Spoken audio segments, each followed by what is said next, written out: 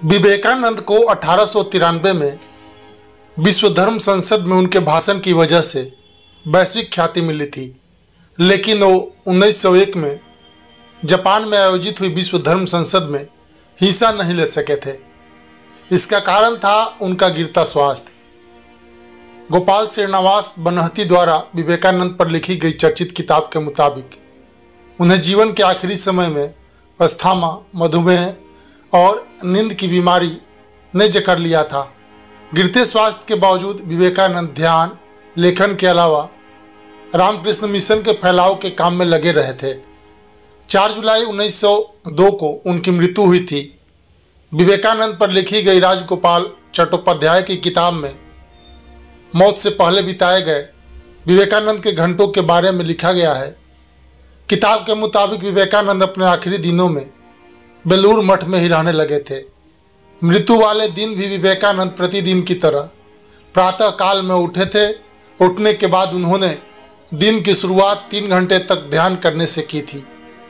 ध्यान करने के बाद उन्होंने मठ में मौजूद छात्रों को शुक्ल, यजुर्वेद और योग के सिद्धांत पढ़ाए थे। दिन में उन्होंने अपने साथियों के साथ बेलूर मठ में ही एक वैदिक कॉलेज खोलने को लेकर बातचीत की। दरअसल बेलूर मठ में वैदिक कॉलेज खोले जाने की प्लानिंग पहले से चल रही थी। उस दिन भी विवेकानंद ने इसे ही लेकर साथियों से चर्चा की थी। चट्टोपाध्याय की किताब के मुताबिक शाम के करीब 7 बजे विवेकानंद एक बार फिर से ध्यान के लिए चले गए। ध्यान के लिए जाने से पहले उन्होंने अपने साथियों और शिष्यों को विशेष हिदायत दी थी कि उन्हें बीच में डिस्टर्ब न किया जाए। विवेकानंद पर ही लिखी के.एस. भारती की एक अन्य किताब के मुताबिक विवेकानंद ने शिष्यों से कहा था कि ध्यान के दौरान मुझे किसी तरह का कोई कोलाहल नहीं चाहिए। किताब के मुताबिक रात के करीब 9:20 पर विवेकानंद की मौत ध्यान के दौरान ही हुई थी। उनके शिष्यों के मुताबिक दरअसल विवेकानंद ने महासमाधि ली थी। विवेकानंद की जिंदगी पर लिखी गई स्वामी विराजानंद की किताब के मुताबिक उनकी मौत मस्तिष्क की नस फटने के कारण हुई थी। उनके शिष्यों के मुताबिक विवेकानंद की मृत्यु ब्रह्मरंध्र की वजह से हुई। विवेकानंद की मृत्यु के साथ ही उनकी यह भविष्यवाणी सत्य साबित हुई थी, जिसमें उन्होंने कहा था कि वो 40 साल से ज़्यादा की उम्र तक नहीं जिएंगे।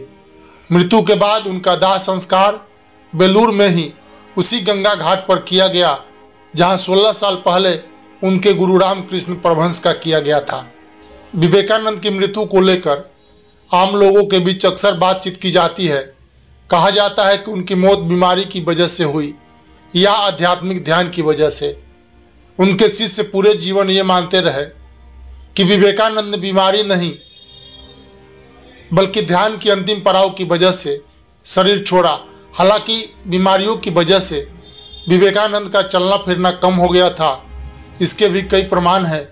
1901 की धर्म संसद में हिस्सा न लेना भी इससे ही जुड़ा हुआ एक तथ्य है।